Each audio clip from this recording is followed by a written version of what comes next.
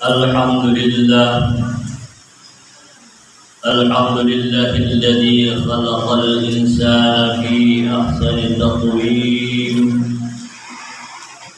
والذي هدانا لطريقه القويم وفقهنا في دينه المستقيم أشهد أن لا إله إلا الله وحده لا شريك له وأشهد أن محمدا عبده ورسوله اللهم صل وسلم وبارك على سيدنا محمد وعلى آله وأصحابه ومن تبعهم بإحسان إلى يوم الدين أما بعد فيا أيها المسلمون رحمكم الله أوصي نفسي وإياكم بتقوى الله اتقوا الله حق تقاته وأطيعوه وتوبوا إليه لعلكم تفلحون وقال تعالى أعوذ بالله من الشيطان الرجيم بسم الله الرحمن الرحيم يا أيها الذين آمنوا اتقوا الله وقولوا قولا سديدا يصلح لكم أعمالكم ويغفر لكم ذنوبكم ومن يطع الله ورسوله فقد فاز فوزا عظيما صدق الله العظيم. Hadirin sidang Jumat rahimakumullah. Di dalam Al-Quran surat Asy-Syams ayat 7 sampai dengan 10 Allah berfirman, A'udzubillahi minasyaitonir rajim, wa nafsin wa ma sawwaha fa alhamaha fujuraha wa taqwaha qad aflaha man zakkaha wa qad khaba man dassaha. Yang artinya, dan jiwa serta penyempurnaan penciptaannya, maka Allah mengilhamkan kepada jiwa itu jalan kefasikan dan ketakwaannya.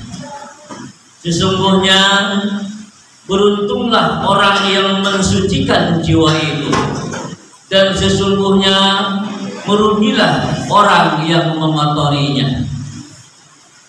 Pada ayat tersebut Allah memperingatkan kepada kita bahwa pada diri setiap kita terdapat dua kecenderungan sifat jiwa yang bersimpangan, yakni jiwa pujaro yang selalu mengajak pada keburukan dan jiwa fitrah yang selalu mengajak pada kebaikan dan ketakwaan.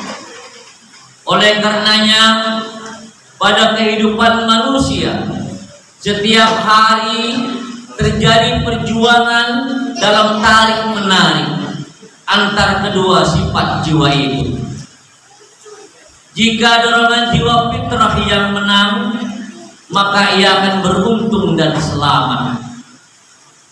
Dan jika jiwa fujara yang menang, maka ia akan rugi dan celaka di akhirat. Oleh karena itu pula, maka di muka bumi ini ada dua keadaan manusia yang akan beruntung, dan ada kedua keadaan manusia yang akan rugi dan celaka di akhirat nanti. Siapakah orang yang akan beruntung itu? Pertama, orang yang lahir dalam keadaan Islam, hidup dalam keadaan Islam, mati dalam keadaan Muslim yang taat beribadah, mengasah dan mengasuh iman dengan amal-amal soleh dan amal-amal takwa kepada pensucian jiwa, agar terhindar dari noda dosa yang akan mengotori jiwanya.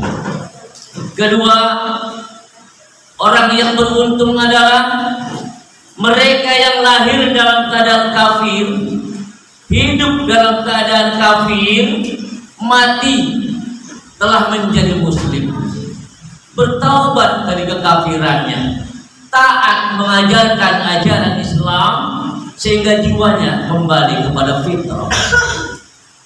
Mereka yang beruntung ini berada pada misi Allah dalam penciptaan manusia, berada dalam ketaatan kepada perintah Allah agar bertakwa. Wa ma khalaqtul jinna wal insa illa liya'budun. Dan aku tidak ciptakan jin dan manusia melainkan supaya mereka mengabdi kepadaku. Az-Zariyat ayat 56. Ya ayyuhan nas taqu rabbakumul ladzi khalaqakum. Hai sekalian manusia, bertakwalah kepada Tuhanmu yang telah menciptakan kamu. An-Nisa ayat 1. Ya ayyuhalladzina amanu taqullaha haqqa tuqatih wa la tamutunna illa wa antum muslimun. Hai orang-orang yang beriman, bertakwalah kepada Allah sebenar-benar takwa kepadanya, dan janganlah sekali-kali kamu mati melainkan dalam keadaan beragama Islam. Al-Imran ayat 102. Lalu siapakah yang akan rugi dan celaka itu? Yang pertama, orang yang lahir dalam keadaan kafir, hidup dalam keadaan kafir, sampai mati pun dalam keadaan kafir. Yang kedua, orang yang lahir dalam keadaan muslim, hidup dalam keadaan muslim, dan mati dalam keadaan murtad, kembali menjadi kafir. Seorang muslim menjadi murtad atau kembali kepada kekafiran disebabkan 3 hal. Pertama, karena pindah agama atau ikut aliran sesat, menyimpang dari akidah ajaran Islam yang benar dan lurus. Kedua, karena melakukan syirik besar atau kemusyrikan yang besar, seperti dia yakin adanya Allah, tapi dia yakin pula ada Tuhan selain Allah. Meyakini suatu benda atau makhluk yang tanpa kehendak Allah bisa mendatangkan manfaat dan mudarat, menjadikan kuburan, pesugihan, lautan, gunung, pohon besar, batu dan sebagainya tempat untuk meminta keberkahan, meminta keselamatan, dan meminta dikabulkan harapan. Ketiga, seorang muslim bisa menjadi kafir atau murtad karena mengingkari hukum wajibnya sholat dan keutamaan sholat, yakni meyakini tidak sholat pun tidak apa-apa, menganggap sepele sholat sehingga selalu menolak dan ogah diajak sholat. Kata para ulama, orang yang semacam ini telah kembali menjadi kafir. Sholat adalah pembeda yang nyata antara muslim dan kafir. Orang kafir pasti tidak sholat. Lalu siapa kita kalau menganggap sholat tidak penting dan tidak berfaedah? Ma'asyiral muslimin sidang Jumat rahimakumullah, hidup di dunia ini sangatlah singkat. Setiap kita tidak ditakdirkan untuk hidup selamanya. Yang bernama hidup pasti akan dilamar ajal dan dikawinkan dengan kematian, dengan sebab yang ditakdirkan Allah Subhanahu wa ta'ala. Ada awal pasti, ada akhir. Ada kehidupan dunia, pasti ada kehidupan akhirat. Dunia, tempat tinggal yang pasti akan kita tinggalkan. Buktinya, sejak diciptakannya manusia pertama Adam hingga sekarang ini, sudah banyak manusia yang sudah lebih dulu dilamar ajal, dikawinkan dengan yang bernama kematian. Kematian bukan untuk ditakuti. Kematian bukan untuk diharapkan segera mati. Karena ditakuti atau tidak ditakuti, diharapkan atau tidak diharapkan, kematian pasti datang dengan sebab yang ditakdirkan Allah Subhanahu wa ta'ala. Datangnya pun kematian itu tiba-tiba. Tidak ada satupun manusia, makhluk apapun, tidak ada yang bisa menduga kapan kita bakal mati, kapan ajal menjemput kita, entah besok, entah lusa, entah kapan. Yang pasti kematian pasti datang. Tidak ada yang tahu apakah sampai hari esok kita masih bisa menikmati itu, ataukah sudah berada di dalam tanah penguburan. Ketika ajal kematian tiba, apakah kita akan tergolong yang beruntung, ataukah kita akan tergolong orang yang rugi dan celaka? Oleh karena itu, yang mesti kita takuti adalah jika di akhir hidup kita keadaan jiwa kita penuh dosa akibat terus-menerus memperturuti nafsu keburukan, nafsu ujar, berani membangkang perintah Allah dan menjauhi ajaran Rasulullah Shallallahu Alaihi Wasallam, mati belum bertobat untuk mengembalikan jiwa kepada kesucian, itu yang kita takut. Kemudian apa yang kita harapkan? Yang kita harapkan adalah bertemu Allah dengan selamat kelak di akhirat, karena mampu mengekang nafsu keburukan, mengasah dan mengasuh iman kita dengan amal-amal soleh kepada kesucian jiwa.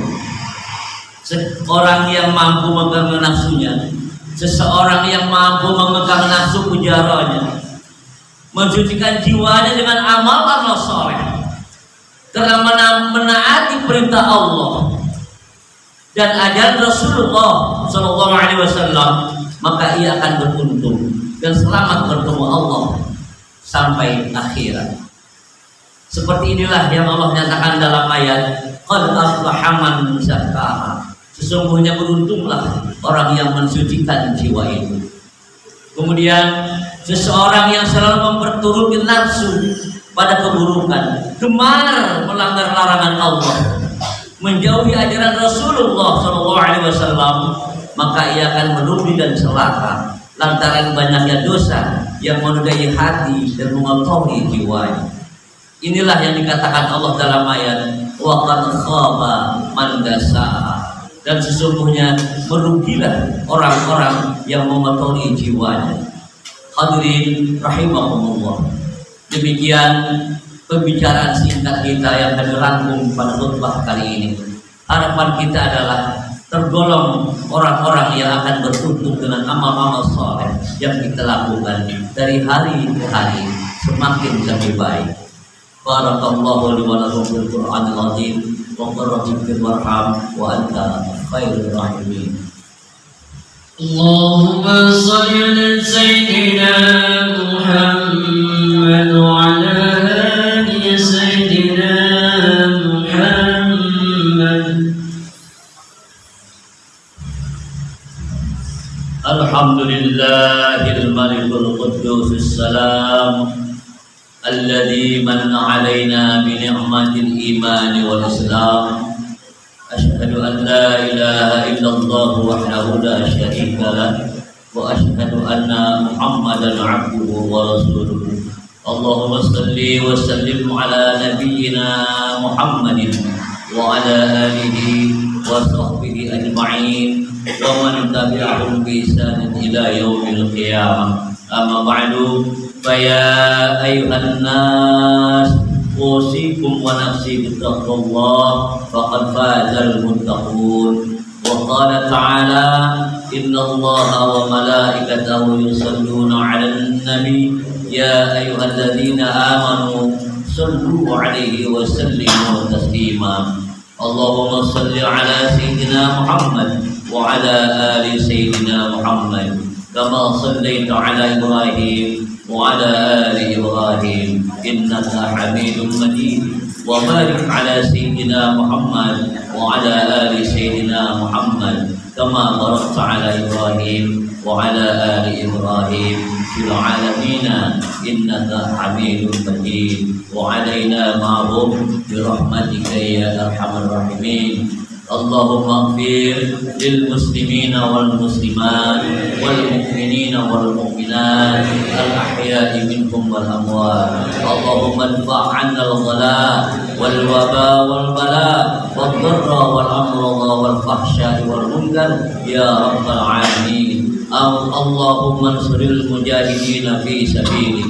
Allahumma ansuril mujahidina fi sabilik. Allahumma ansuril mujahidina fi sabilik. Allahumma barik lana fi asma'ina wa absarina wa qulubina wa azwajina wa dhurriyyatina wa tub 'alaina innaka antat tawwabur rahim. Rabbana atina fid dunya hasanah wa fil akhirati hasanah wa qina adzaban nar.